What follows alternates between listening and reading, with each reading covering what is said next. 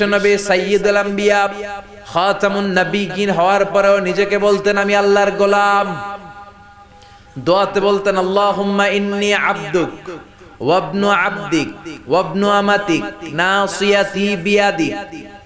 বিশ্বনবী বলতেন আল্লাহ আমি আপনার গোলাম, গোলামের ঘরের গোলাম, বান্দির ঘরের গোলাম, আমার 14 গোষ্ঠী আপনার গোলাম। বিশ্বনবী নিজের কি বলতো? আল্লাহ আমি গোলাম। নিজেকে রাসূল বলার আগে আগে বলতো ইন্নী আব্দুল্লাহি ওয়া রাসূলু, আমি আল্লাহর আব্দ, গোলাম এবং তার রাসূল। ঠিক কি না? এজন্য সবচেয়ে বিনয়ী ছিলেন বিশ্বনবী, সবচেয়ে কোমল আচরণের ছিলেন বিশ্বনবী। তাই বিশ্বনবীর সম্মানকে বাড়িয়ে দিয়েছে কে? বন্ধুদের সাথে বিনয়ের আচরণ করতেন, সহকর্মীদের সাথে বিনয়ের আচরণ করতেন, স্ত্রীদের সাথেও বিনয়ের আচরণ করতেন, ছোট্ট বাচ্চাদের সাথেও বিনয়ের আচরণ করতেন। সুবহানাল্লাহ, কি মেজাজ আল্লাহ তাকে দিয়েছেন, কি ব্যক্তিত্ব আল্লাহ তাকে দিয়েছেন। The most amazing personality ever in the world. পৃথিবীতে বিশ্বনবীর চাইতে শ্রেষ্ঠ ব্যক্তিত্ব আর হতে পারে? বিশ্বনবীর গোলাম, বিশ্বনবীর খাদেম ছিল আনাস, 8 বছরের ছোট্ট আনাস। আনাসের মা এসে বলে নবী খোয়াই দিমুকা আনাস, আমার ছেলেরে আপনার খাদেম বানিয়ে দিয়ে গেলাম। বিশ্বনবী বললেন ঠিক আছে আমি গ্রহণ করলাম। ছোট্ট আনাস আর কি করবে?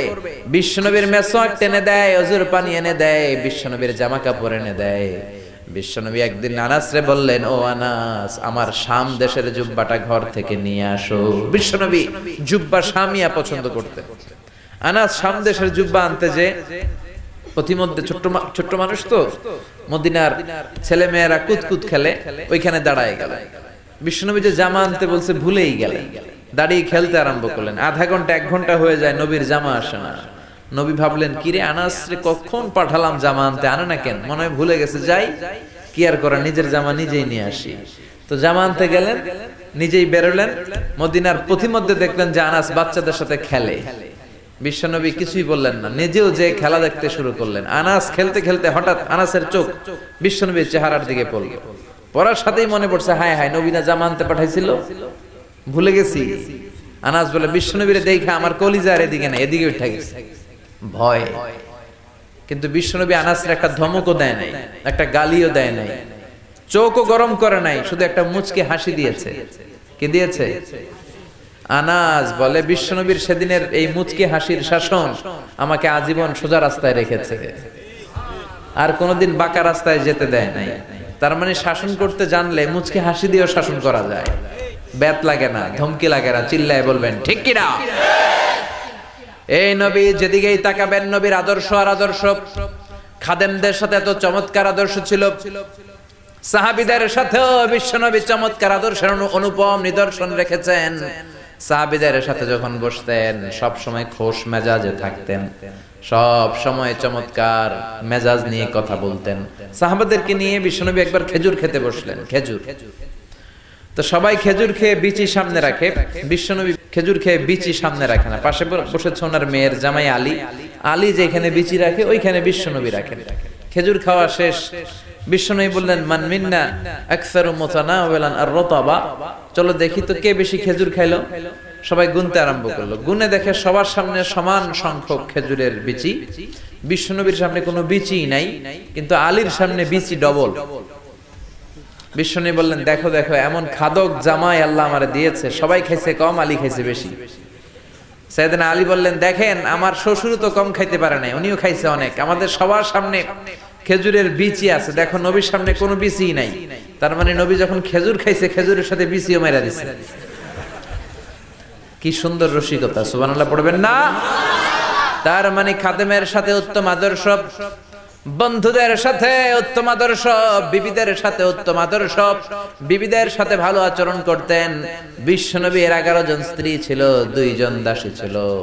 সব সময় বিবিদের সাথেও খোশ মেজাজে চলতেন। আগে আগে বিশ্বনবী তার বিবিদেরকে সালাম দিয়ে দিতে, আগে সালাম দিতেন। আয়েশা বলে আমি 10টি বছর বিশ্বনবীর সংসার করলাম, একদিনও আগে সালাম দিতে পারি নাই। মাঝে মাঝে ভাবতাম আজকে আমি দিব আগে, দরজার চিপায় লুকায় থাকতাম যে নবী আসার আগে আমি দিয়ে দিব। কিন্তু বিশ্বনবী দরজার অনেক দূরে থাকতে আওয়াজ করে বলতেন আসসালামু আলাইকুম, ওয়া রাহমাতুল্লাহি তাআলা ওয়া বারাকাতুহু। এজন্য স্ত্রীকে সালাম দিবেন। আপনারা বিবিরে সালাম দেন তো? দেন দেন না? সালাম দিবেন, স্ত্রীকে সালাম দিবেন, স্ত্রীকে ভালোবাসবেন। স্ত্রীকে ভালোবাসলে সওয়াব আছে না নাই? কত সুন্দর ইসলাম। আপনি যে আপনার স্ত্রীর হাতের সাথে আপনার হাত মিলান, দুই হাতের সগীরা গুনাহ মাফ করে দেয় কে? স্ত্রীর চেহারার দিকে তাকালে আপনার চোখের সগীরা গুনাহ মাফ করে দেয় কে? আর ভাবির চেহারার দিকে তাকালে গুনাহ আছে না নাই? খবরদার, ভাবির দিকে তাকানো যাবে। তুমি সুন্দর তাই চেয়ে থাকি, সে কি মোর অপরাধ। স্ত্রীর দিকে তাকায় বলেন সুন্দর, অপরাধ নাই, কিন্তু শালীর দিকে তাকাইলে অপরাধ আছে না নাই? ভাবির দিকে তাকালে অপরাধ আছে না নাই? চাচাতো বোন, মামাতো বোন, এলাকার মেয়ে, তাদের দিকে বড় বড় চোখ করে তাকালে সওয়াব আছে না নাই? সওয়াব নাই, খালি গুনাহ, ঠিক কিনা? এজন্য মেয়ের জামাই আলীরে বললেন, আলী লা তুতবি'ন নাযরাতান নাযরা, ভুল করে এক নজর যদি কোনো বেগানা নারীর চেহারার দিকে তোমার পড়ে যায়, খবরদার দ্বিতীয় নজর দিবা না। ফা ইন্না লাকাল উলা ওয়া লাইসাত লাকাল আখিরা, প্রথম নজর ভুল করে যদি তাকাও তোমারে ক্ষমা করে দিবে কে? আল্লাহ। আবার তাকালে গুনাহ আছে না নাই? প্রথম নজরে ক্ষমা, দ্বিতীয় নজরে গুনাহ। এজন্য অনেকে বলে প্রথম নজরে যা দেখার দেখেলাম, অনেকক্ষণ ধইরা তাকায় থাকেন। আপনি কৌশল করলে আমার আল্লাহর কৌশল জানা আছে না নাই? সব কৌশলের বড় কৌশলী কে? আল্লাহ। এজন্য বিশ্বনবী বিবিদের প্রশংসা করতেন, মায়েশার রান্নার প্রশংসা করতেন, খাদিজার রান্নার প্রশংসা করতেন। বিশ্বনবী মক্কায় সবচাইতে চমৎকার রান্না করতে জানতেন। বিশ্বনবীর চাইতে চমৎকার রান্না মক্কা শহরের কেউ জানতো না। বিশ্বনবী তো ছাগল পালতেন, প্রতি সপ্তাহে একটা ছাগল জবাই করে দাওয়াতি টার্গেট হিসেবে কাফেরদের আন্ডা বাচ্চা সবগুলোর দাওয়াত করে নিজ হাতে গোশত রান্না করে খাওয়াইতো। সুবহানাল্লাহ পড়বেন না? এত সুন্দর রান্না করতেন। তারপরেও মায়েশার রান্নার প্রশংসা করতেন, খাদিজার রান্নার প্রশংসা করতেন। এজন্য বিবিদের রান্নার প্রশংসা করবেন, তার সৌন্দর্যের প্রশংসা করবেন। আর প্রতিদিন ঘর থেকে বের হওয়ার আগে আপনার স্ত্রীকে বলবেন একবার করে আই লাভ ইউ। কি বলবেন?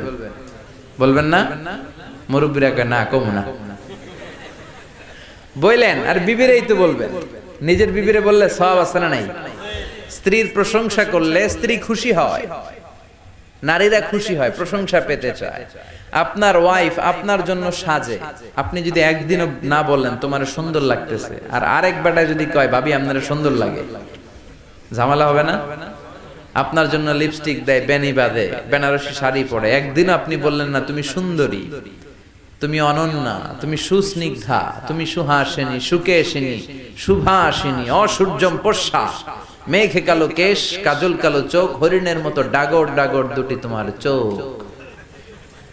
একদিন আপনি বললেন না, কিন্তু আপনার ছোট ভাই বলে ভাবি তোমার আজকে যা লাগতেছে না, হেব্বি লাগতেছে, হেব্বি, একেবারে ইন্ডিয়ান নায়িকা ঐশ্বরিয়া রায় ফেল। তো আপনার ছোট ভাই যদি এগুলো বলে আর আপনি মুখ গোমরা করে রাখেন, ঘরের ভিতরে ভেজাল আছে না নাই? এজন্য বিবির রান্না, বিবির সৌন্দর্য, তার কাজের প্রশংসা করবেন, বলবেন যে তুমি অনেক ভালো, তোমাকে আমি অনেক ভালোবাসি, তুমি আমার কৈতরি, তুমি আমার টুনটুনি, তুমি আমার পরাণের পরাণ। বিবিরে বলবেন, হাসার তো কোনো কারণ নেই। শালীরে তো বলতেছেন না, ভাবিরে তো বলছেন না, ঠিক কিনা? তাহলে ঘরটারে জান্নাতের ঘর বানায় দিবে কে? বিশ্বনবী বললেন নিজের বিবির সাথে প্রেম বিনিময় করলেও সওয়াব আছে না নাই? ওয়াফি বুদআই আহাদিকুম সাদাকা, তোমরা যে বিবাহের পরে তোমাদের স্ত্রীদের সাথে মেলামেশা করো তাতেও সদকা দেওয়ার সওয়াব। এক সাহাবী বললেন ইয়া রাসূলুল্লাহ কাইফা যালিক, এটা আবার কেমন কথা, বিবির সাথে মেলামেশা করলে কেমন করে সওয়াব হয়? বিশ্বনবী বললেন সাহাবীরে, এই মেলামেশাটা বিবির সাথে না করে যদি পরকিয়া করে ভাবির সাথে করতা, পাশের বাড়ির মহিলার সাথে করতা, তাইলে গুনাহ আছে না নাই? অন্য মহিলার সাথে প্রেম বিনিময় করলে যদি গুনাহ হয়, নিজের বিবির সাথে প্রেম ভালোবাসা বিনিময় করলে সওয়াব হয়। সুবহানাল্লাহ। এজন্য স্ত্রীর প্রশংসা করতে রাজি আছেন? এক লোক মাহফিলের মধ্যে অনেক শুনছে যে বিবিকে আগে সালাম দিতে হবে, বিবির বেশি বেশি প্রশংসা করতে হবে। তো ভাবলো আজীবন যৌতুকের লাগে বউরে কিলাইলাম, আজকে সালাম দিব আগে, যেহেতু ওয়াজে হুজুরে বলেছে, আর তার রান্নারও প্রশংসা করব। তো বাড়িতে যেই বিবিরে প্রথম সালাম, বিবি কয় কি রে আজকে সূর্য উঠছে কোন দিক দিয়া, আজীবন আমারে কিলায় যৌতুকের লাগা, আজকে সালাম দেয়, ঘটনা তো ভালো না? রাত 12টার দিকে আসছে মাহফিল টাফিল শুনে, দরজা খুলে দিছে, স্বামী কয় খাবার দাও, ডাইনিং টেবিলে খাবার দিয়েছে। তো স্বামী খাবার খায়, স্ত্রী খাবার বেড়ে বেড়ে প্লেটে দেয়, আর স্বামী মিটি মিটি হাসে। বেবি বলে, এই রাত বাজে 1টা, মাহফিল শুনে আসছো ভালো কথা, খাইতেছো মিটমিট হাসো কেন? স্বামী বলে, হাসতেছি তার কারণ আজকে তোমার গরুর গোশতের রান্নাটা এত মজা হয়েছে না, এত মজার গরুর গোশত জীবনে খাই নাই। রান্না মজা হয়েছে শুনে বউ তো তেলে বেগুনে জ্বলে উঠছে। কি রান্না মজা হয়েছে মানে? বিগত 10 বছর ধরে তোমারে রান্না করে খাওয়াই, একদিনও রান্নার প্রশংসা করলা না। আর আজকে পাশের ঘরের ভাবি একটু গরুর গোশতের তরকারি পাঠাইছিল,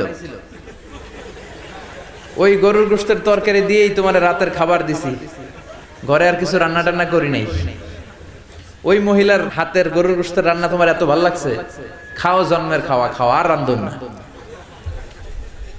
এরকম না বুঝে যদি উল্টাপাল্টা প্রশংসা করেন তাহলে ভেজাল আছে না নাই? এজন্য স্ত্রীদের প্রশংসা করবেন, স্ত্রীকে ভালোবাসবেন, ফ্যামিলিটারে জান্নাতি ফ্যামিলি বানায় দিবে কে? বিশ্বনবী বিবিদের সাথে ভালো আচরণ করতেন, আগে আগে সালাম দিতেন, তাদের সুখ দুঃখের সাথী হয়ে যেতেন। তার মানে বিশ্বনবী খাদেমদের সাথে ভালো, বন্ধুদের সাথে ভালো। বিশ্বনবী ছিলেন তার বিবিদের সাথেও ভালো। আবার বিশ্বনবী ছোট বাচ্চাদের দেখলে আদর করতেন। এমন কোন ছোট বাচ্চা নাই যে বাচ্চার মাথায় বিশ্বনবী হাত বুলায় না। আল্লাহু আকবার। আমরা আতর ব্যবহার করি এই জায়গায়, বিশ্বনবী আতর ব্যবহার করতেন হাতের এই জায়গায়, আর ওই ব্যবহার করা আতর দিয়ে বিশ্বনবী মদিনার সব বাচ্চাদের মাথায় হাত বুলিয়ে দিতেন। আর বিশ্বনবীর ব্যবহার করা আতরের ঘ্রাণে পুরো মদিনা শহরে আমোদ হয়ে যেত। 2 নাতি ছিল বিশ্বনবীর, হাসান আর হুসাইন, তাদেরকে অনেক ভালোবাসতেন। বিশ্বনবী বলতেন, রাইহানাতাইন, হাসান হুসাইন হলো আমার সুগন্ধি, হাসান হুসাইন হলো আমার পারফিউম। হাসান হুসাইনের দেহের এমন কোন জায়গা নাই যেই জায়গায় বিশ্বনবী 2 ঠোঁট দিয়ে চুমা দেয় নাই। বিশ্বনবী নিজে ঘোড়া সাজতেন, হাসান কাদের উপর দাঁড়াতো, হাসান নামলে আবার হুসাইন উঠতো, হুসাইন নামলে হাসান উঠতো। গোটা বিশ্বের সর্দার, সব নবীদের সর্দার, বিশ্বনবীর হাসান হুসাইন ঘোড়ার মতো ঘোড়া বানিয়ে খেলতো। সুবহানাল্লাহ। হুসাইন একবার বিশ্বনবীরে প্রশ্ন করলেন, নানা মানিল আমজাদ ইলাল্লাহ, বলেন তো নানা আল্লাহর কাছে কে বেশি দামি, আপনি নাকি আমি? বিশ্বনবী বললেন, হুসাইন আনাল আমজাদ, আমি বেশি দামি। হুসাইন বলল, নানা জি আমি মানি না, আনা লা ওয়াফিক, আমি মানি না নানা। কেমন করে আপনি আমার চাইতে বেশি দামি হন? আপনার চাইতে আমি বেশি দামি। বিশ্বনবী বললেন, হুসাইন আমি হলাম নবীদের নবী, আখির নবী বিশ্ব নবী, আর তুমি হলা আমার উম্মত, তোমার চাইতে আমি বেশি দামি। হুসাইন বলে, নানা জি আপনি ভুল বললেন, আপনার চাইতে আমি হুসাইন বেশি দামি। সুবহানাল্লাহ কইবেন না? বিশ্বনবী বললেন, কাইফা যালিক, কেমন করে এটা? হুসাইন বলল, নানা জি তাহলে বলেন তো আপনার আব্বার নাম কি? বিশ্বনবী বললেন, আমার আব্বার নাম হলো আব্দুল্লাহ। কি নাম? হুসাইন বলেন, আনা খালি আব্দুল্লাহ, লাইসা ক্বাবলাহু ওয়ালা বা'দাহু শাই। খালি আব্দুল্লাহ, সামনেও কোনো টাইটেল নাই, পিছনেও কোনো টাইটেল নাই। আমার আব্বার নাম আপনি জানেন নাকি? আমার আব্বা হলো শেরে খোদা, দুনিয়ার সব কাফির মুশরিকদের জন্য আল্লাহ আমার আব্বারে বাগ বানিয়ে পাঠিয়েছে। আমার আব্বা সাধারণ কোনো মানুষ নয়, বিশ্বনবীর মেয়ের জামাই। আল্লাহু আকবার। আপনার আব্বা আব্দুল্লাহ কি কোন নবীর মেয়ের জামাই নাকি? বলেন, আমার আব্বার নাম হলো আলী কাররামাল্লাহু ওয়াজহা। বিশ্বনবী বললেন, তাই তো, আসলে তো তোমার আব্বা বেশি দামি। আবার হুসাইন প্রশ্ন করলেন, নানা বলেন তো আপনার আম্মার নাম কি? কি নাম বিশ্বনবীর মায়ের? তোরা দেখে যা আমিনা মায়ের কোলে, মধু পূর্ণিমারি সেথা চাঁদ দোলে, যেন উষার কোলে রাঙা রবি দোলে। তোরা দেখে যা আমিনা মায়ের কোলে, কুল মখলুকে আজি ধ্বনি ওঠে কে এলোই, কালিমা শাহাদাতের বাণী ঠোঁটে কে এলোই, পড়ে দুরুদ ফেরেশতা বেহেশতের দুয়ার খোলে। তোরা দেখে যা আমিনা মায়ের কোলে। আল্লাহু আকবার।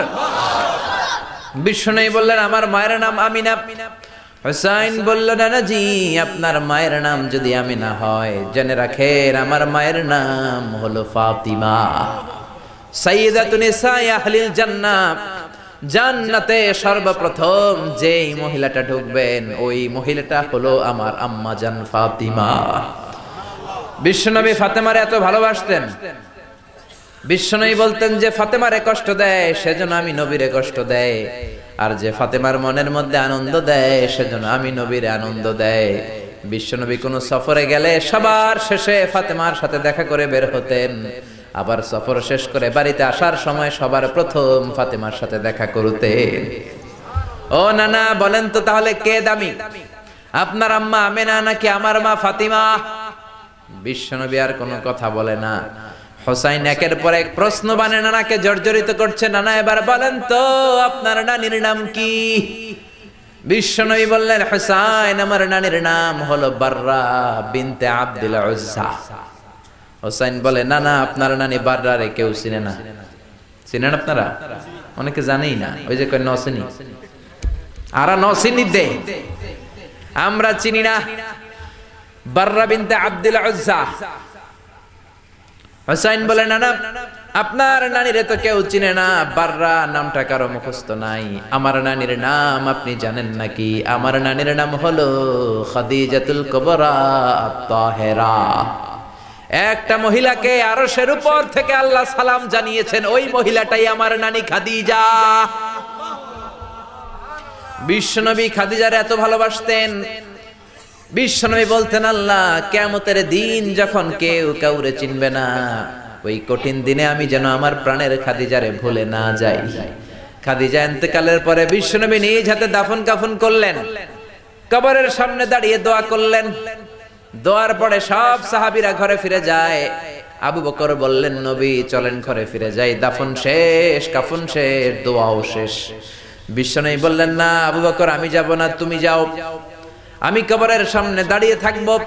যেই মহিলাটাকে এই কবরের মধ্যে আমি শোয়ালাম রে আবু বকর, এই মহিলাটা সাধারণ কোনো মহিলা নয়, আমার বিপদের দিনের সঙ্গিনী খাদিজা। মক্কায় এই মহিলাটাই আমার হাতে প্রথমে কালিমা পড়ে ইসলাম ধর্ম গ্রহণ করেছে।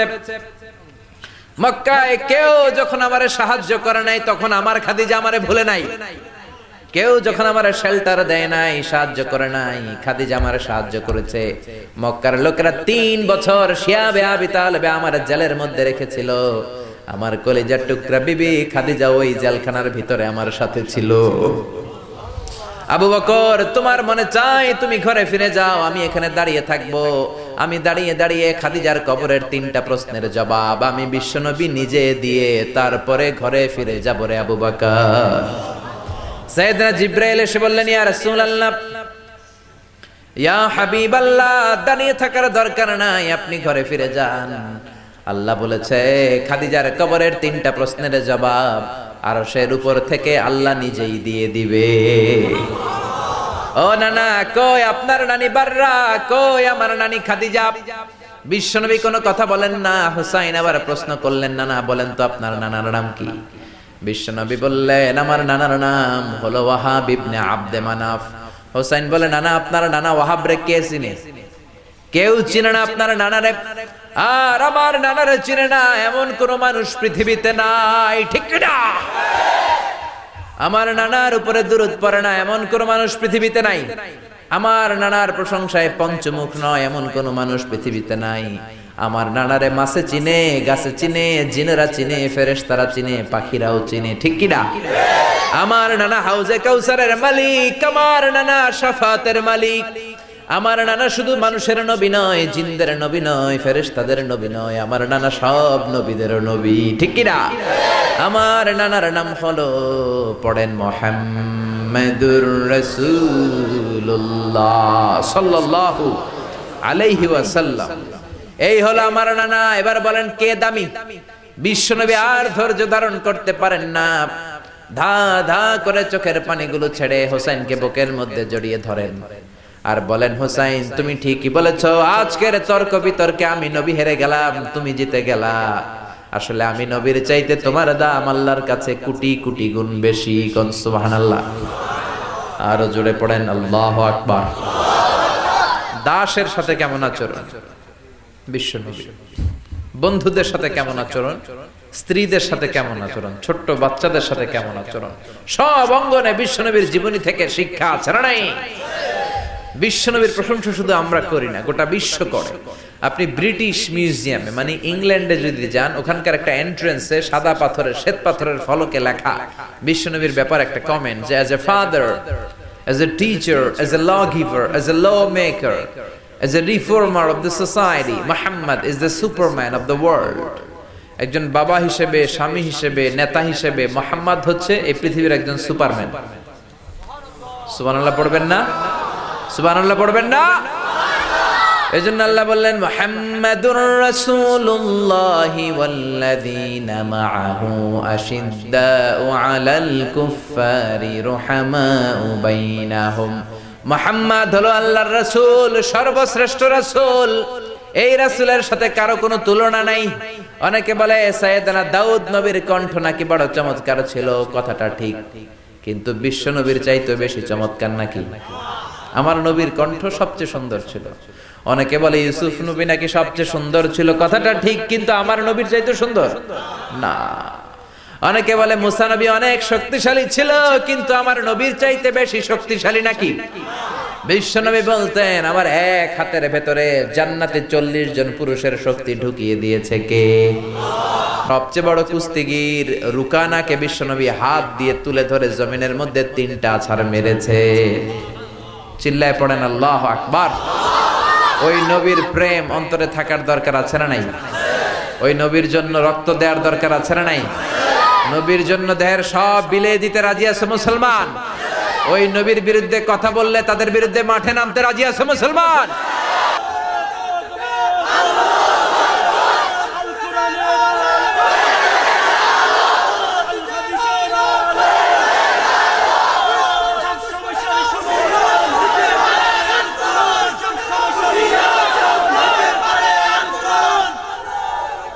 আল্লাহ আমাদের স্লোগানকে তুমি কবুল করো, বিশ্বনবীর শাফাত নসিব করো, বিশ্বনবীর ভালোবাসা অন্তরে রেখে জান্নাতে যাওয়ার তৌফিক দান করো।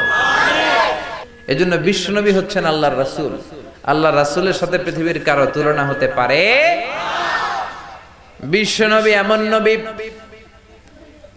যেই নবী তার নিজের জীবনে কোনো কিছু বাস্তবায়ন না করে অন্যকে বলতেন না।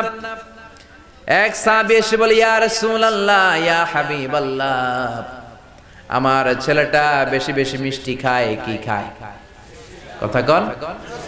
আমার ছেলে মিষ্টি খায় বেশি, এত বেশি মিষ্টি কিনে দেওয়ার টাকা আমার নাই, আমার সামর্থ্য নাই, আমি কি করব? বিশ্বনবী বললেন যাও এক সপ্তাহ পরে আমার কাছে ছেলেকে নিয়ে আসবা। তোমার ছেলে মিষ্টি বেশি খায় বুঝলাম, এক সপ্তাহ পরে নিয়ে আসবা।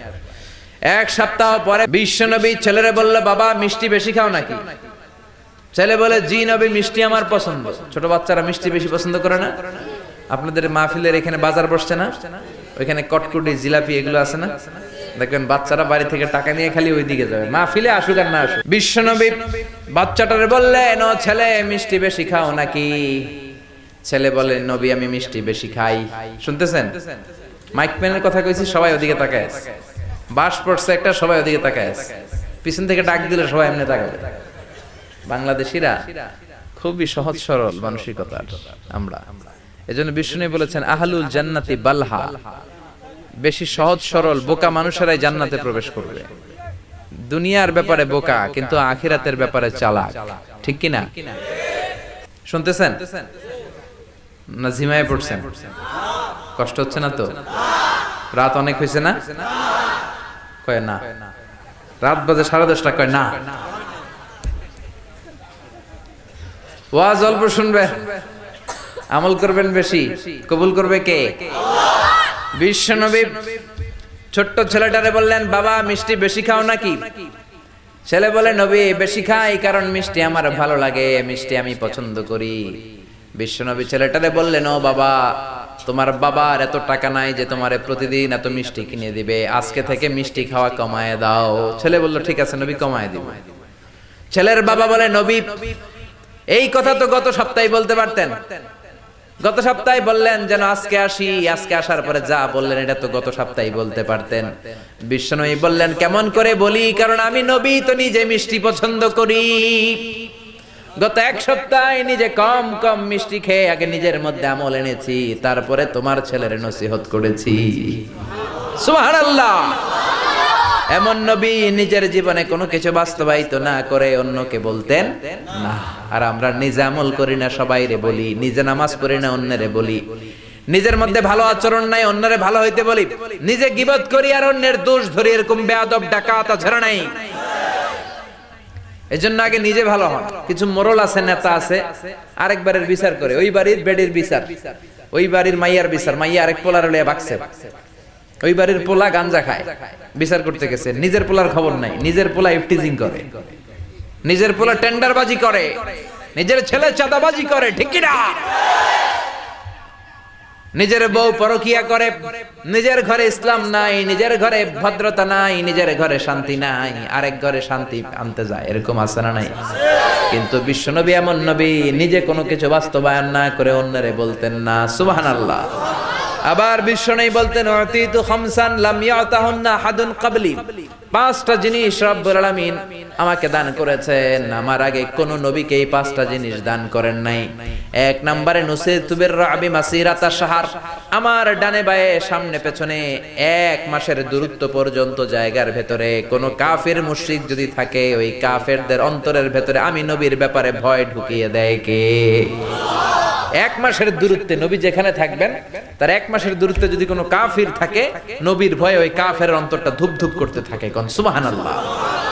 2 নাম্বার জুইলাতলি আল আরদু কুল্লুহা মসজিদান ওয়া তাহুরা, রব্বুল আলামিন আমার জন্য গোটা বিশ্বের পুরো জমিনটাকে মসজিদের জায়গা বানিয়েছেন, সেজদার জায়গা বানিয়েছেন, পুরো জমিনটাকে আমার জন্য তায়াম্মুম করার জায়গা বানিয়েছেন। কোন সুবহানাল্লাহ।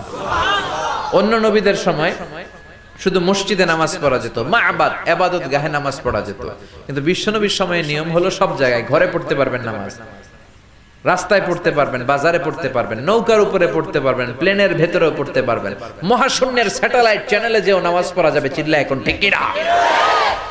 আবার বিশ্বনবী বললেন জমিনটারে আমার জন্য পবিত্রতা গ্রহণের মাধ্যম বানালেন।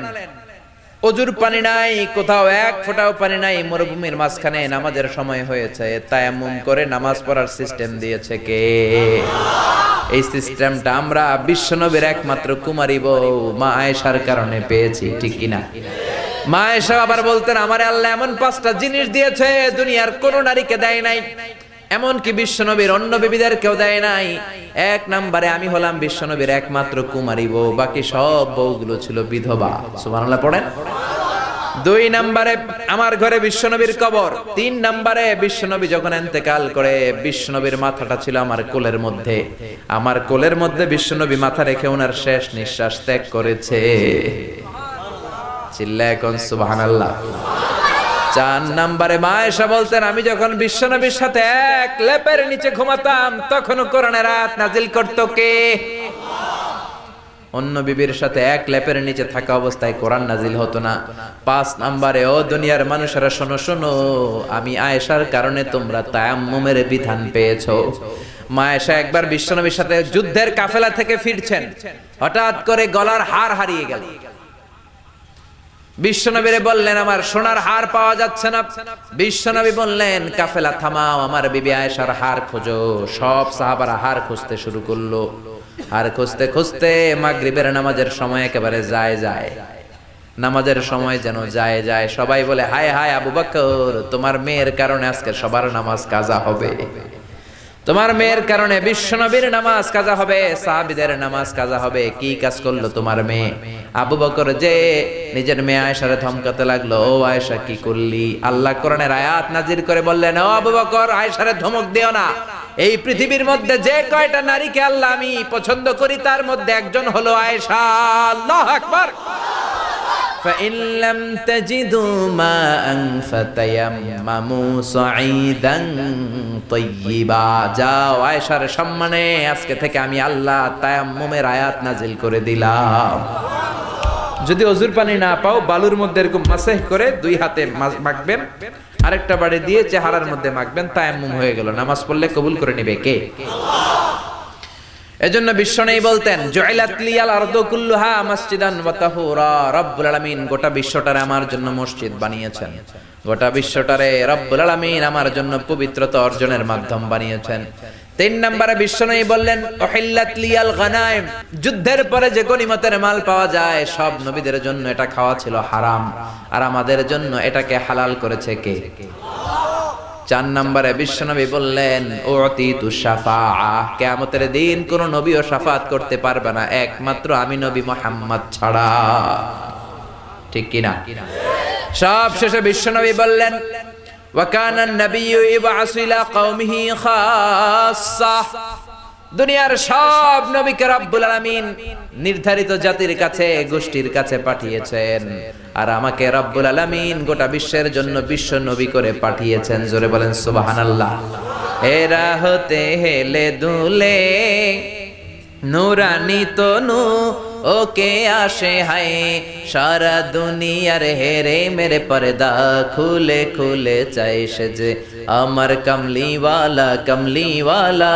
তার ভাবে বিভোল রাঙ্গা পায়ের তলে, পর্বত জঙ্গল টলো মল টলে, খুরমা খেজুর বাদাম জাফরানি ফুল ঝরে ঝরে যায় সে যে আমার কামলিওয়ালা কামলিওয়ালা। পড়েন আল্লাহু আকবার।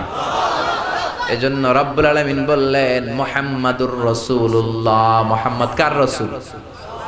জোরে বলেন। ঘুম আসছে? শীতে ধরছে? কষ্ট হচ্ছে? তাহলে গলা ফাটিয়ে তাকবীর দেন, লিল্লাহি তাকবীর।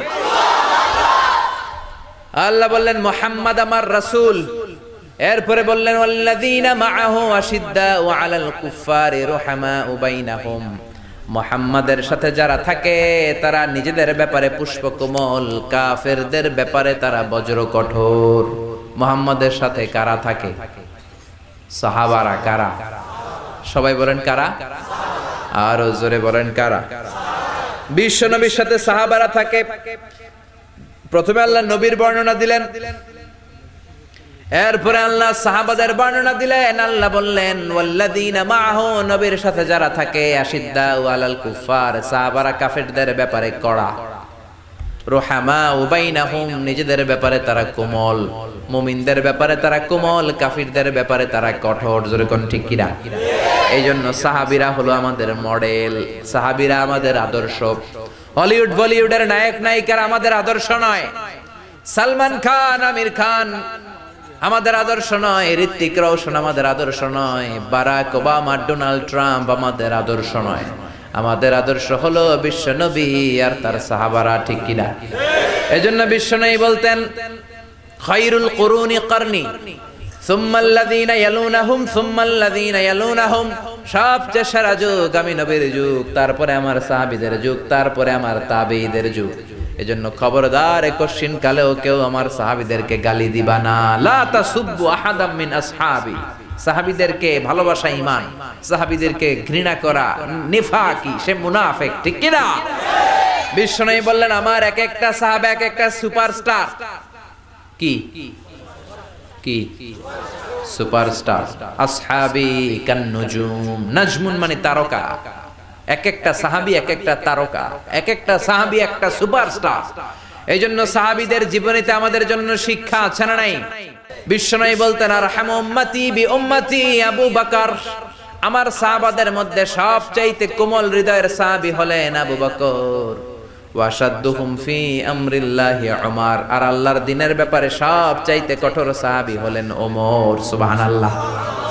তিরমিজির হাদিস এটা। এক হাদিসে বিশ্বনবী 8 জন সাহাবীর 8টা গুণের কথা বললেন। কয়টা? আরো জোরে বলেন কয়টা?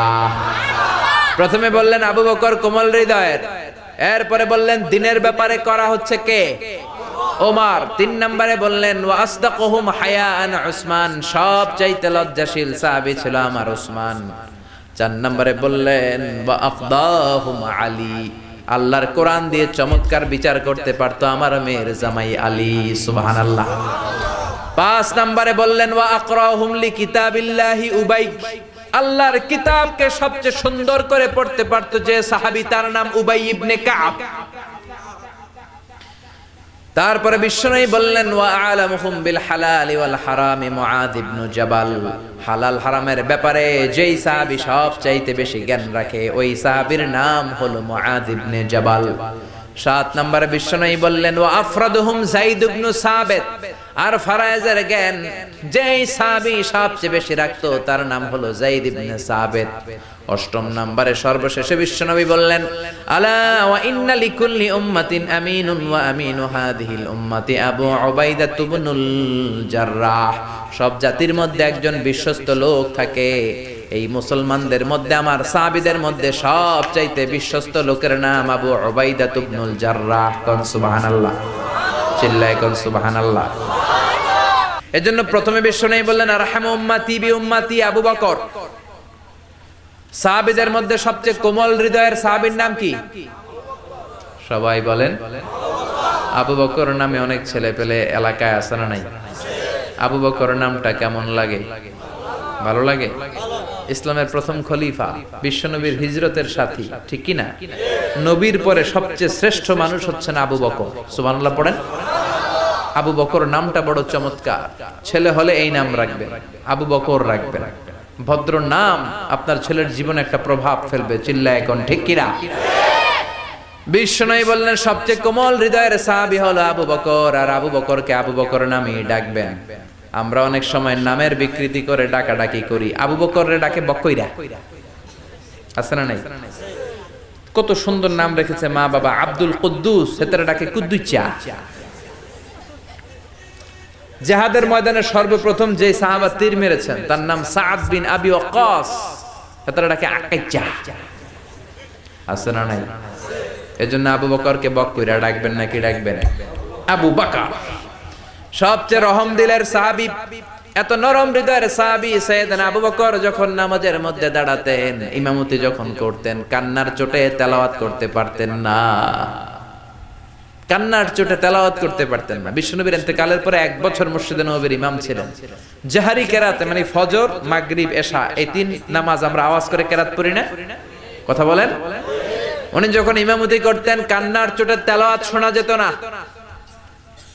ইমামতি করতে দাঁড়ালে শুধু কান্না শুরু করে দিতেন। হেরেম শরীফে যারা গিয়েছেন, কাবা ঘরের পাশে যারা নামাজ পড়েছেন, শাইখ আব্দুর রহমান আস-সুদাইস যখন আযাবের আয়াতগুলো পড়ে তিনিও কান্নায় ভেঙে পড়েন, ঠিক কি না? উনি কাঁদে, মুসল্লিরাও কাঁদে, কিন্তু আমরা তারাবির নামাজ পড়ি 20 রাকাত, একদিনও কান্নার সুযোগ হয় না, ঠিক কি না? কারণ এমন জোরে পড়ে রেলগাড়িও ফেল, জাপানের ট্রেনও ফেল হয়ে যাবে, এত দ্রুত হাফেজ সাহেবরা পড়ে। খবরদার, তারাবির সালাতে দ্রুত কোরআন পড়বেন না, কোরআনকে তারতিলের সাথে পড়বেন। ওয়ারাত্তিলিল কুরআনা তারতিলা, কার কথা? তারতিলের সাথে পড়বেন, তাজবিদের সাথে পড়বেন, ধীরস্থির ভাবে পড়বেন। সাইয়েদনা আবু বকর নামাজের মধ্যে যখন দাঁড়াতেন কান্নার চোটে তিনি নামাজ পড়তে পারতেন না। এত কোমল হৃদয়ের লোক ছিলেন। কানা রাকিকাল কলবি ওয়া সারিআল বুকা, অন্তরটা ছিল নরম, আর নামাজে দাঁড়ালে শুধু কাঁদতেন। আর আমরা নামাজে দাঁড়ালে দিন দুনিয়ার হিসাব আছে না নাই? সারা দিনেও যেটা আমার মনে পড়ে না, নামাজে দাঁড়াইলে মনে পড়ে, ঠিক কি না? নামাজে দাঁড়ালে আমাদের মনে হয় মাশরাফিকে আউট হইল না ছক্কা মারলো। নামাজে দাঁড়ালে আমাদের মনে হয় শেয়ার বাজার উঠলো না নামলো। নামাজে দাঁড়ালে মনে হয় হিন্দি সিরিয়াল শুরু হলো নাকি কারেন্ট চলে গেছে। জোরে কোন ঠিক কিনা? হরেক ধরনের চিন্তা নামাজের মধ্যে আছে না নাই? সাহাবীরা যখন নামাজে দাঁড়াতেন, মরুভূমিতে সাহাবারা যখন নামাজ পড়তেন, আকাশের পাখিগুলো খেজুর গাছ মনে করে সাহাবীদের মাথায় এসে বসে যেত। পাখিগুলো মনে করতো এগুলো মানুষ না, এগুলো খেজুর গাছ, কারণ নড়ে না চড়ে না, ঠায় দাঁড়িয়ে আছে। আল্লাহু আকবার। বিশ্বনবীর মেয়ের জামাই আলীর পায়ের মধ্যে তীর ঢুকলো, তীর। ব্যথার চোটে চিল্লায়, কেউ তীর বের করতে পারে না। তীর বের করার জন্য টান দিলে চিৎকার মেরে ওঠে। বিশ্বনবী বেলাল রে বললেন, ইয়া বেলাল আকিমিস সালাহ, আজান দাও, নামাজ কায়েম করো। আরেক সাহাবীরে বললেন, ও সাহাবী, তুমি 3য় রাকাতে নামাজে শরীক হবা। আমি যখন 1 রাকাত শেষ করে 2য় রাকাতে দাঁড়িয়ে কেরাত শুরু করব, তুমি কাতারের মাঝখান দিয়ে যে আলীর পায়ের তীরটা গায়ে যত শক্তি আছে শক্তি দিয়ে টান দিয়ে বের করবা। বিশ্বনবী নামাজ শুরু করলেন, আল্লাহু আকবার। প্রথম রাকাত পড়লেন, 2য় রাকাতে যখন দাঁড়ালেন ওই সাহাবী কাতারের মাঝখান দিয়ে যে সাইয়েদনা আলীর পায়ের ওই তীর টান দিয়ে বের করেছে, ফিনকি দিয়ে রক্ত বের হয়েছে। নামাজ শেষ, সাইয়েদনা আলী নামাজের মধ্যে টের পায় নাই, নামাজের পর চিল্লাচিল্লি শুরু পায়ের ব্যথায়। বললেন এত রক্ত কেন, আর আমার পায়ের তীর কোথায়? বিশ্বনবী বললেন, আলী আমি এক সাহাবীকে তীর খুলতে বলেছি, কারণ আমি জানি তুমি যখন নামাজে দাঁড়িয়ে যাও দিন দুনিয়ার কোনো হুঁশ তোমার তখন থাকে না, তোমার অন্তরটা আল্লাহর আরশে চলে যায়। নামাজের আগে টানাটানি করে লাভ হয় নাই, নামাজ পড়া অবস্থায় তুমি এমন ধ্যানের ভেতরে চলে গিয়েছো, তোমার পা থেকে জোর করে তীর বের করা হয়েছে, ফিনকি দিয়ে রক্ত বের হয়েছে, নামাজের জায়গায় রক্তের সয়লাভ, কিন্তু এক বিন্দুর জন্য তুমি টের পাও নাই রে আলী। সুবহানাল্লাহ। আমাদের নামাজ কি এমন নামাজ? আমরা নামাজও পড়ি আবার দাড়িও চুলকাই, আছে না নাই? মসজিদের ডানে বায়ে জানলা থাকলে নামাজও পড়ি আবার জানলা দিয়ে ভেবে তাকাই, আছে না নাই? নামাজে পড়ি মসজিদের ঘড়ির দিকেও তাকাই, কয়টা বাজে? এরকম মুসল্লি আছে না নাই? বিশ্বনবী বললেন সল্লু সলাতা মুআদ্দিয়া, বিদায়ী নামাজ পড়ো। প্রত্যেক সময় যখন নামাজে দাঁড়াবেন ভাববেন হতে পারে এটাই আমার জীবনের শেষ নামাজ। পারফর্ম দ্য সালাহ as if this is your last and final prayer. মনে করবেন এটাই হতে পারে আমার ফাইনাল, আমার লাস্ট প্রেয়ার, শেষ নামাজ। আজকে যে মাহফিল শেষ করে বাসায় যাইতে পারবো গ্যারান্টি আছে? আর 10 মিনিট যে বাঁচবো গ্যারান্টি আছে? তো নামাজে যখন দাঁড়াবেন এটা চিন্তা করতে সমস্যা কি? আমার তো কোনো গ্যারান্টি নেই, হতে পারে এটাই জীবনের শেষ নামাজ। এজন্য নামাজের ব্যাপারে যত্নবান হন। এখন মসজিদ হয়েছে কিন্তু মুসল্লি নাই, জোরে কোন ঠিক কিনা? এ নামাজি আমার ঘরে নামাজ পড়ো আজ, দিলে মে তোমার চরণ তলে হৃদয় যায় নামাজ। হে নামাজি আমার ঘরে নামাজ পড়ো আজ, দিলে মে তোমার চরণ তলে হৃদয় যায় নামাজ। আল্লাহু আকবার।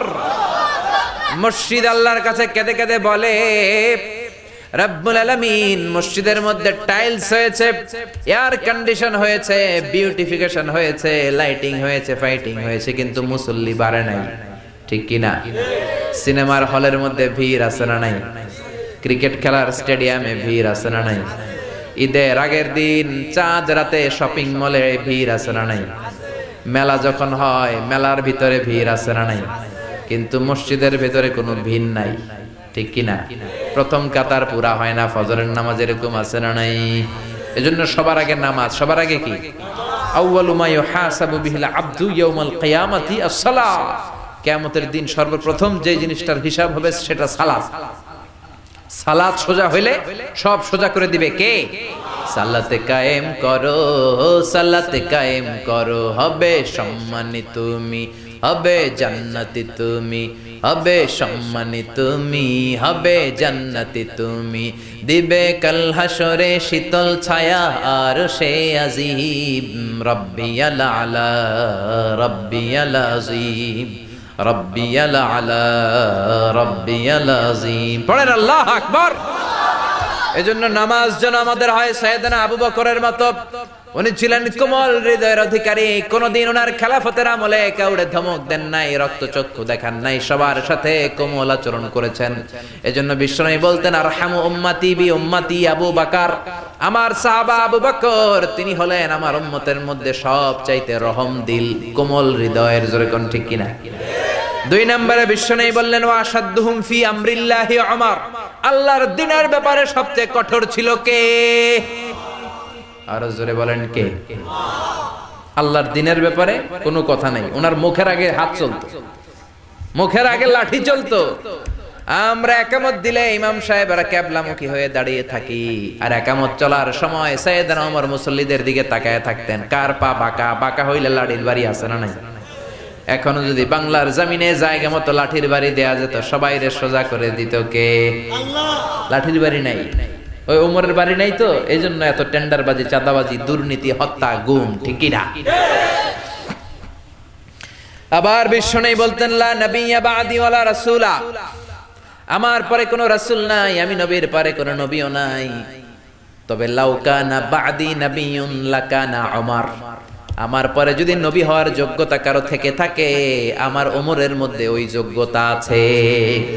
প্রভু তুমি বলেছ রাসূল দেবে না, বলনি দেবে না ওমর, বলনি দেবে না হামজা তারি, খালিদ বিজয়ী সমর। প্রভু তুমি বলেছ রাসূল দেবে না, বলনি দেবে না ওমর, বলনি দেবে না হামজা তারি, খালিদ বিজয়ী সমর। প্রভু তুমি বলেছ রাসূল দেবে না।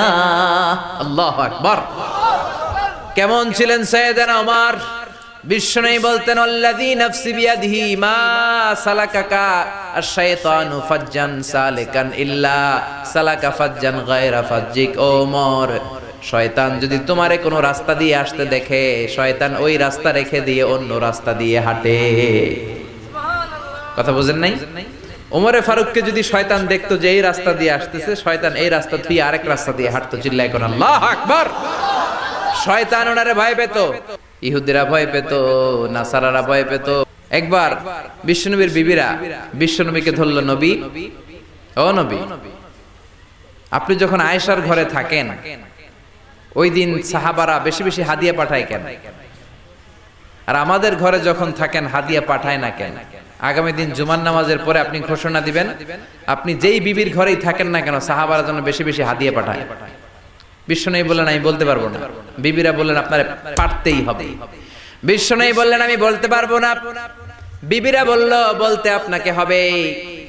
ও মিয়া, লোকেরা ইমাম সাহেবের বাড়িতে কোন দিন কোন হাদিয়া দিবে এটা কি ইমাম সাহেবের ইচ্ছায় নাকি লোকেদের ইচ্ছায়? কথা বলেন। বিশ্বনবী বুঝাতে পারে না, বিবিরাও ছাড়ে না। ইন দ্য মিন টাইম কে জন্য দরজার বাইরে থেকে সালাম দিল, আসসালামু আলাইকুম রাহমাতুল্লাহ। বিশ্বনবী বুঝলেন এটা ওমরের সালাম। কার সালাম? কথা বলেন। বিশ্বনবী সালামের উত্তর নিয়েই বিবিদের দিকে তাকালেন, তাকিয়ে দেখে একটা বিবিও সামনে নাই, সব ঘরের ভেতরে চলে গিয়েছে। বিশ্বনবীর সাথে এতক্ষণ ধরে জোরাজুরি, কিন্তু সাইয়েদনা ওমরে ফারুকের সালাম শোনার সাথে সাথে সব বিবিরা উঠে দৌড়, চিল্লায় এখন আল্লাহু আকবার। এইজন্য ওমরে ফারুক ছিলেন দিনের ব্যাপারে সবচেয়ে কড়া। এত কড়া ছিলেন শয়তান ভয় পেত জমের মতো, ইহুদিরাও ভয় পেত, বিশ্বনবীর বিবিরাও ভয় পেত। সাইয়েদনা ওমরে ফারুক মদ খাওয়ার অপরাধে নিজের ছেলেকে 80টা বেত মেরেছেন। কয়টা? আর জোরে বলেন। ওনার ছেলের নাম আবু শাহমা, আব্দুর রহমান মারুফুন বিআবি শাহমা। নাবিজ খেয়েছিল মূলত। নাবিজ হচ্ছে দুধের মধ্যে খুরমা ছেড়ে দিলে, আরব দেশি যারা আছে আরবের লোকেরা খায়, রাতের বেলা দুধের মধ্যে শক্ত খুরমা ছেড়ে দিবেন, সকালবেলা দেখবেন দুধটা লাল টকটকে হয়ে গিয়েছে। ওটা খুবই স্বাস্থ্যকর, কিন্তু এটা সকালেই খাইতে হবে। 3 দিন 4 দিন 5 দিন রেখে যদি খান ওইটা আর নাবিজ থাকবে না, ওইটা মদ হয়ে যাবে, তারই হয়ে যাবে। ঠিক কি না? ওমরের ছেলে তাই করেছে। 4 দিন পরে খেয়েছে, মদ হয়ে গেছে। এখন এরকম দুলে কয় তুই কেঠা, বাপেরে কয় তুই কেঠা। ওমরে ফারুক কাই তোর বাপ। ও আপনি আব্বা জান, চিনতে পেরেছে। ওমরে ফারুক কয় শারিবতা খামরান, মদ খেয়েছো নাকি? আবু শাহমা কয় লা শারিবতু নাবিজ, নাবিজ খেয়েছি। ওমরে ফারুক বললেন ইফতাহ ফামাক, মুখ খোল। হা করার পরে ঘ্রাণ নিয়ে দেখে মদ। কলারটা ধরে টেনে মসজিদে নববীর বারান্দার মধ্যে বেঁধে ফেললেন। জোহরের আজান হলো, নামাজ হলো। নামাজের পর সাইয়েদনা ওমরে ফারুক বললেন মাকানাকুম ইনদানা হাদ, আমাদের বিচার আছে, সবাই বসেন। জোহরের আজান শুনে যত সাহাবারা ওযু করে মসজিদে নববীর দিকে যায়, সবাই দেখে মসজিদে নববীর বারান্দার মধ্যে ওমরের ছেলে বাধা। সবাই বলে ঘটনা কি? খলিফার ছেলে এইভাবে বাধা কেন? নামাজের পরে ওমরে ফারুক সবাই নিয়ে বসলেন। ওমরে ফারুক বললেন আমার ছেলে মদ খেয়েছে, বিচার হবে। প্রেসিডেন্টের ছেলে মদ খেয়েছে, না জানি কি বিচার হয়।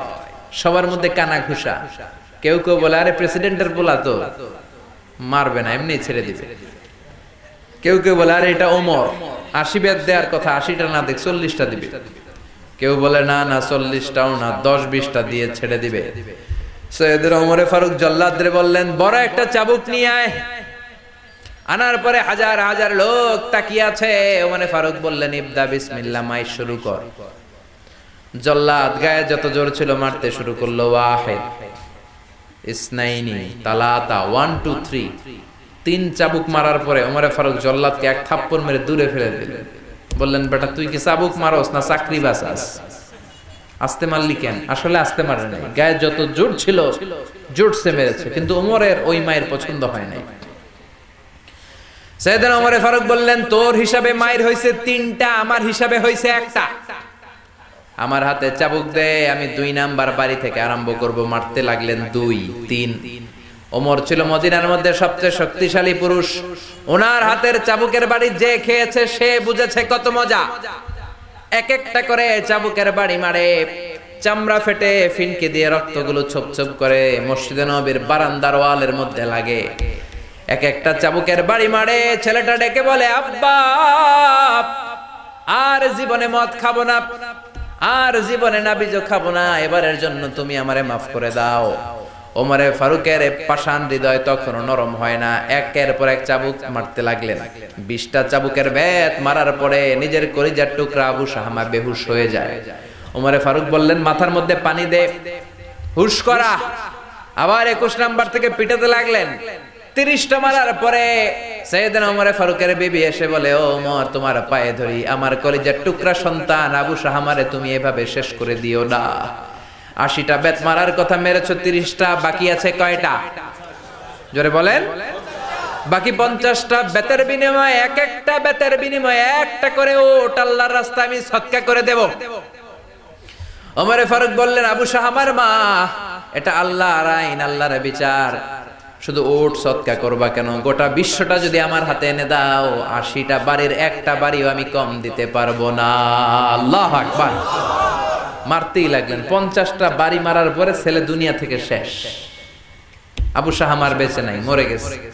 ওমরে ফারুক বললেন, জানাজা দে, গোসল দে, কবর দে। কবর দেওয়ার পরে কবরের উপরে মারতে আরম্ভ করলেন। 51, 52, 53, 80টা বেত মারার পরে আল্লাহর ডেকে বললেন, আল্লাহ, আমার নিজের কলিজার টুকরা ছেলেরে পিটায় মাইরা ফেলাইছি মদ খাওয়ার অপরাধে। কিয়ামতের দিন তুমি আমারে জালিম বলে ডাক দিতে পারবা না।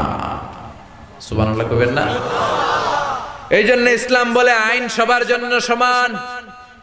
ইসলাম বললে চুরি করলে হাত কেটে দাও, সবার জন্য সমান। প্রধানমন্ত্রীর ছেলেও যদি চুরি করে হাত কাটার দরকার আছে না নাই? আবার রিকশাওয়ালা, ঠেলাওয়ালা, দিনমজুর যদি চুরি করে হাত কাটার দরকার আছে না নাই? পুরুষ চুরি করলে হাত কাটার দরকার আছে না নাই? নারী চুরি করলে হাত কাটার দরকার আছে না নাই? হিজড়ারা যদি চুরি করে হাত কাটার দরকার আছে না নাই? কারণ আইনটা কার? তবে এই চুরি, আম চুরি, ডাব চুরি, মাছ চুরি, কাঁঠাল চুরি, ডিম চুরি, মুরগি চুর, এদের হাত নয়। বড় বড় চোরদের হাত আগে কাটতে হবে, ঠিক কিনা? যারা এক সিগনেচারের খোঁচায় দেশের টাকা মেরে দেয়, কালো টাকার পাহাড় বানায়, শেয়ার বাজার মেরে দেয়, পদ্মা সেতু মেরে দেয়, সব খায়া ফেলায়, এরকম টাকা আছে না নাই? এজন্য আল্লাহ বললেন, আস-সারিকু ওয়াস-সারিকাতু ফাকতাউ আইদিয়াহুমা জাযাআম বিমা কাসাবা নাকালাম মিনাল্লাহ ওয়াল্লাহু আজিজুন হাকীম। চোর আর চুন্নির হাত কেটে দাও, সমাজটারে সুন্দর করে দিবে কে? ওমরে ফারুক এমন লোক ছিলেন, আল্লাহর দ্বীনের ব্যাপারে নিজের ছেলেরাও ছাড়ে নাই। 3 নম্বরে বিশ্বনবী বললেন, ওয়াস্তাকুহুম হায়াআন উসমান। সাহাবীদের মধ্যে সবচেয়ে লজ্জাশীল সাহাবী কে? সবাই বলেন। আমার মেয়ের জামাই ওসমান সবচেয়ে লজ্জাশীল। বিশ্বনবীও ছোট্টবেলায় ছিলেন লজ্জাশীল। বিশ্বনবী কোনোদিন তার লুঙ্গি খোলেন নাই। ছোট্ট বয়সে ক্ষুধা লাগলেও কাঁদতেন না, ব্যথা পেলেও কাঁদতেন না। শুধু লজ্জাস্থানের জায়গা থেকে নবীর কাপড়টা সরে গেলে নবী চিৎকার দিয়ে উঠতেন, আল্লাহু আকবার। কিন্তু এখন আমাদের মধ্যে লজ্জা শরম নাই। আছি আমরা একুন জামানায়, লাজ শরম গেছে হারায়। আছি আমরা একুন জামানায়, লাজ শরম গেছে হারায়। পাতলা শাড়ির বাহার, পাখি ড্রেস, লেহেঙ্গা পোশাক দেখে নারীর লাজে মরে যাই। হায় হায়, আছি আমরা একুন জামানায়, লাজ শরম গেছে হারায়। ঠিক কিনা? এই দেশে এখন লাজ শরমের বালাই নাই। মেয়েদের পোশাকের এত মারাত্মক অবস্থা, যুবক ছেলেগুলোর চরিত্র শেষ, মেয়েদের চলাফেরার এমন মারাত্মক অবস্থা, সামাজিক অবক্ষয় একেবারে চূড়ান্তে। ঠিক কিনা? আপনাদের উপকূলীয় এলাকায় তো এগুলা নাই না? আজকে আমি আসার পথে খুব মেয়েটে আমার চোখে পড়ে নাই। আমি শুনেছি সাগর পাড়ের লোকেরা খুব নামাজি হয়, পর্দাশীল হয়। একটা দুইটা মেয়ে আমি দেখেছি রাস্তায় রাত্রে। এই কারণে দিনের বেলা ঠিকই আছে, দুনিয়া কে মজ্জা লেল্লা দুনিয়া তো মারি হ্যাঁ নাকি? এজন্য খবরদার, মেয়েদেরকে পর্দা করাবেন। লাজুকতা ইসলামের গুরুত্বপূর্ণ অংশ। আল হায়াউ শুবাতুম মিনাল ঈমান, লজ্জা হলো ঈমানের অঙ্গ। যার লজ্জা নাই তার ঈমান নাই। জোরে কোন ঠিক কিনা? এজন্য বিশ্বনবী বলেছেন ওয়াস্তাকুহুম হায়াআন উসমান, সবচেয়ে বেশি লজ্জাশীল ছিল উসমান। তারপরে বিশ্বনবী বললেন ওয়াকদাহুম আলী, সবচেয়ে ভালো কোরআন দিয়ে বিচার করতে পারতো আমার আলী। বিচার যদি করতে হয় একটা কিতাবের আলোকে বিচার করতে হবে মুসলমানের। চিল্লায় বলেন কিতাবটার নাম কি? এই কোরআন দিয়ে বিচার করলে ওই বিচারে কোনো দুই নাম্বারই থাকে? ওই বিচারে ঘুষ খাওয়ার কোনো সুযোগ থাকে? ওই বিচারে কোনো মিথ্যা সাক্ষী থাকে? ওই বিচারে কোনো স্কাইপি কেলেঙ্কারি থাকে? ওই বিচারে ঘুষ দেওয়ার কোনো সুযোগ থাকে? এজন্য বিশ্বনবী বললেন মান ক্বালা বিহি সাদাকা, যে কোরআন দিয়ে কথা বলে সত্য বলে। ওয়া মান আমিলা বিহি উজরা, কোরআন দিয়ে আমল করলে আমলনামায় সওয়াব দেয় কে? ওয়া মান হাকামা বিহি আদালা, কোরআন দিয়ে বিচার করলে ওই বিচারের মতো শ্রেষ্ঠ বিচার আছে নাকি? আছে, আছে। 5 নম্বরে বিশ্বনবী বললেন আকরাহুম উবাই, আমার সাহাবীদের মধ্যে সবচাইতে ভালো কোরআন তেলাওয়াত করতে জানতেন উবাই ইবনে কাব। কি নাম? এজন্য চমৎকার কণ্ঠে কোরআন তেলাওয়াতের দরকার আছে না নাই? আপনাদের এই দ্বীপ এলাকায় মক্তব আছে তো না? সকালে ছেলে মেয়েদেরকে কোরআন শেখান। এটা আমাদের অনেক দিনের ঐতিহ্য। এই ঐতিহ্য ভাঙবেন না, ভাঙবেন তো মরবেন। ঠিক কি না? কোরআন শিখান, ছেলেগুলো আল্লাহওয়ালা হবে, নামাজওয়ালা হবে, ইসলামওয়ালা হবে। আর কোরআন শিখাবেন না হবে ডাকাত, হবে টেন্ডারবাজ, হবে গুন্ডা, হবে বদমাশ। যেরকম ঠিক কি না? এজন্য সকালবেলায় কোরআন শিখাবেন। প্রতিদিন যেন কোরআনের তেলাওয়াত হয়, প্রতিদিন যেন কোরআনের একটা হলেও আয়াতের অর্থ পড়া হয়। কারণ কোরআন আপনার জীবনের সব সমস্যার সমাধান করে দিবে। সমাধান চাও যদি জীবনে মরণে, ফিরে যাও খুঁজে নাও চোখ রাখো কোরআনে। If you want the solution this dunya and akhira, go back, have a look to the holy Quran. ঠিক কি না? সব সমস্যার সমাধান, চিল্লায় বলেন সব সমস্যার সমাধান। এজন্যই কোরআন পড়ার দরকার আছে না নাই? কোরআন ছাড়বেন তো মরবেন, কোরআন ছাড়ছেন তো মরছেন। ঠিক কি না?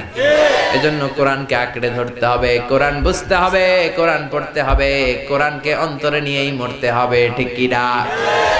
তারপরে বিশ্বনবী বললেন হালাল হারামের ব্যাপারে সবচেয়ে স্পেশালিস্ট সাহাবী মুআজ ইবনে জাবাল।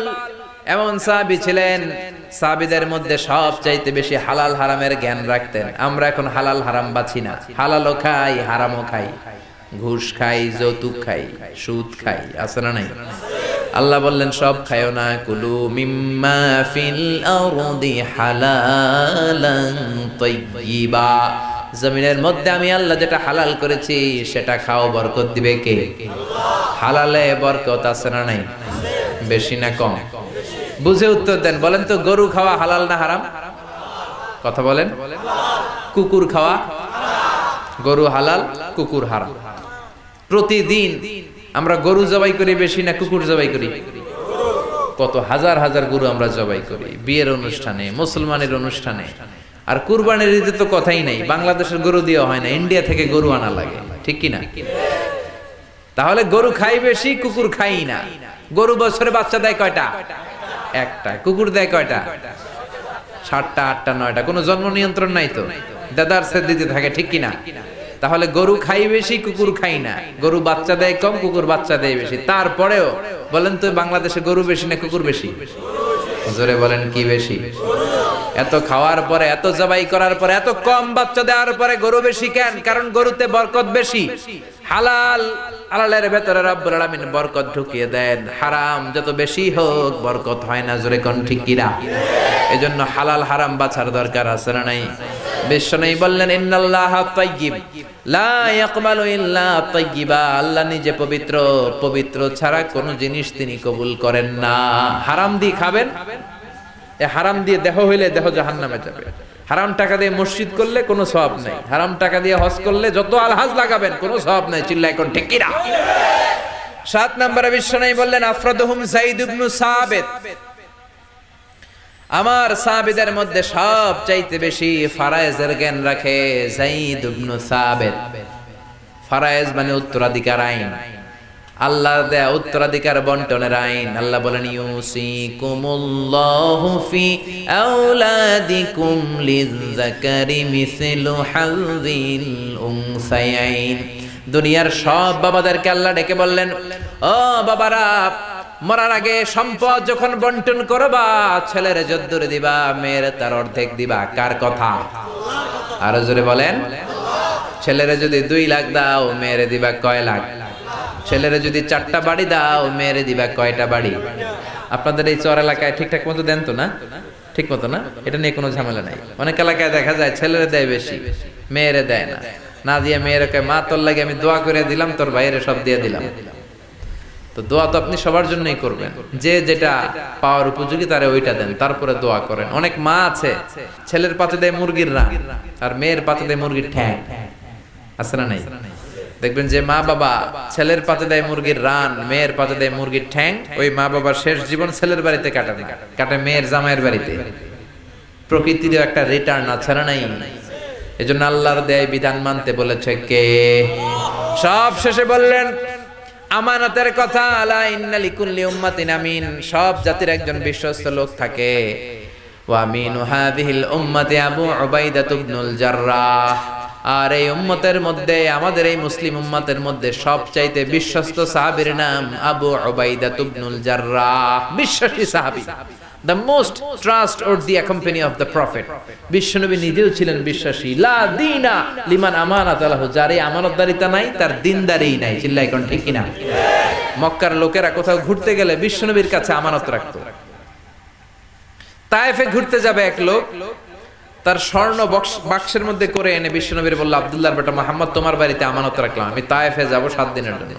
বিশ্বনবী বলেন, তুমি না আবু জাহেলের পার্টি করো, যাও আবু জাহেলের কাছে যায় রাখো। ওই লোক বলে, আমি তো জানি পেছে পয়রা আমি আবু জাহেলের পার্টি করি, কিন্তু আমানত রাখা যাবে না। স্বর্ণের বাক্স যদি আবু জাহিল্লার কাছে রাখি, আয়সা দেখবো স্বর্ণও নাই, আমার বাক্সও নাই। ঠিক কিনা? এরকম ডাকাত সমাজে আছে না নাই? কোনো আমানতদারিতা নাই। বিশ্বনবী বলেন as-সাদিক আল-আমিন, আমানতদার।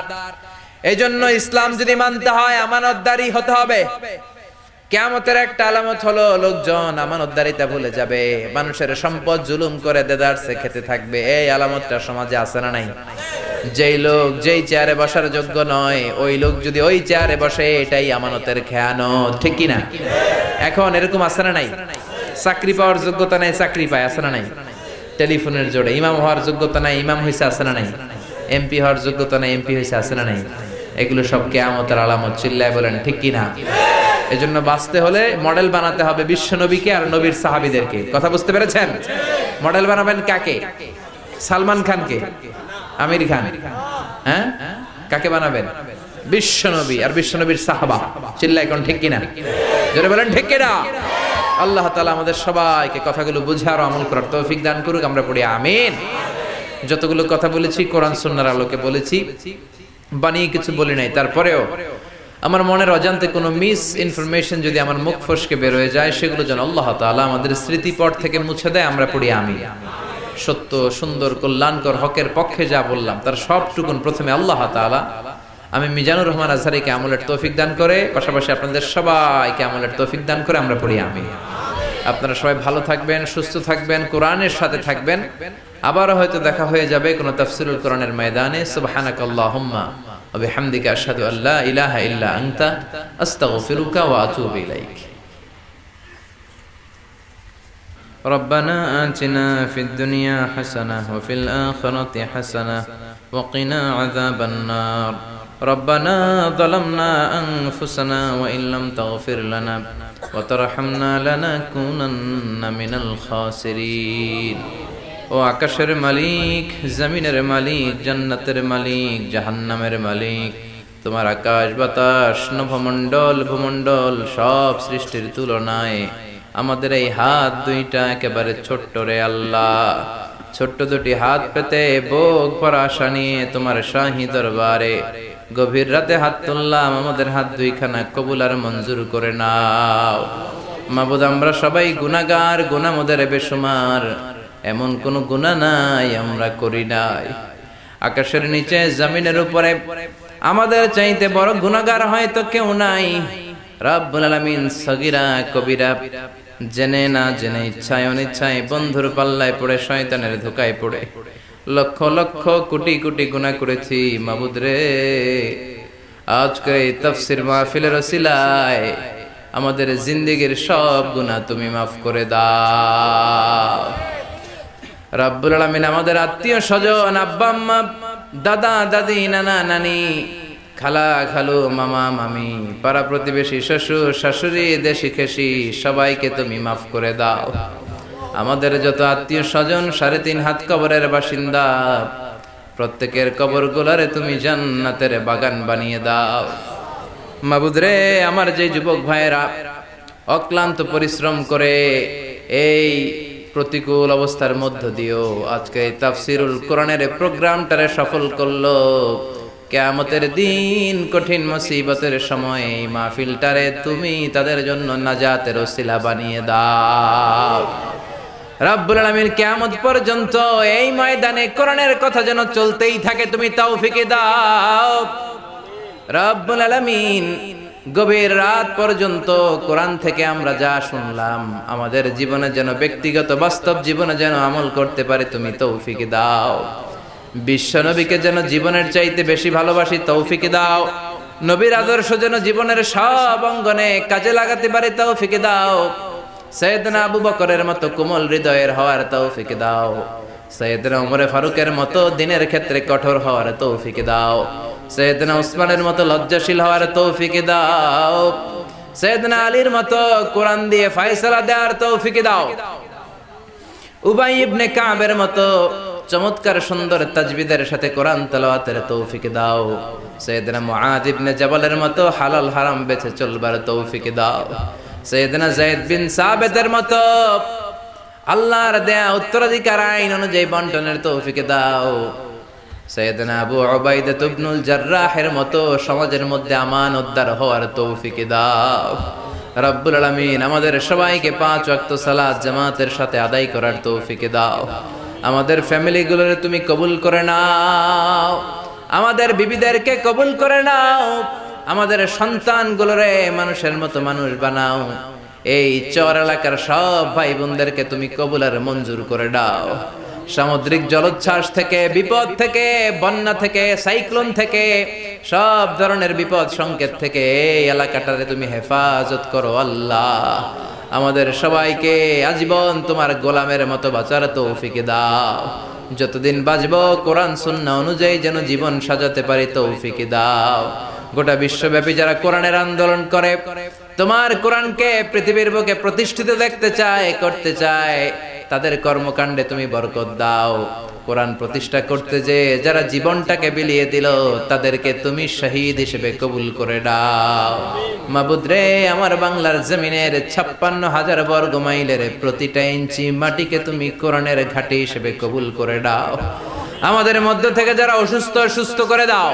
শুনলাম সভাপতি সাহেব অনেক অসুস্থ, রব্বুল আলামিন তাকে তুমি সেহাতে কামেলা আজলা নসিব করে দাও। আমার যেই যুবক ভাইগুলো বিকেল থেকে কষ্ট করে আমার রিসিভ করে কোরআনের মাহফিলকে সার্থক করলো, সাইয়েদনা ওমরে ফারুকের মতো, আমির হামজার মতো, খালিদ বিন ওয়ালিদের মতো আমার যুবক ভাইদেরকে কোরআনের বীর সেনানী হিসেবে কবুল আর মঞ্জুর করে নাও। রব্বুল আলামিন যারা টাকা দিয়ে, পয়সা দিয়ে, বুদ্ধি দিয়ে, পরামর্শ দিয়ে আজকের এই কোরআনের বাগানকে সফল করলো, সবাইকে তুমি কবুল আর মঞ্জুর করে দাও। আমার যখন ফুরাবে দিন, আসবে গহীন রাতি, থেকো আল্লাহ দুনয়নে হয়ে চির সাথী, আসবে গহীন রাতি। রব্বুল আলামিন ক্ষণস্থায়ী দুনিয়া ছেড়ে যখন পরপারে পাড়ি জমাবো, বিশ্বনবীর শেখানো ওই মধুর কালিমাটুকুন, ওই কালিমাতুত তাইয়্যিবা জপতে জপতে ঈমান নিয়ে যেন আমরা সবাই বিদায় নিতে পারি। লা ইলাহা ইল্লাল্লাহু মুহাম্মাদুর রাসূলুল্লাহ।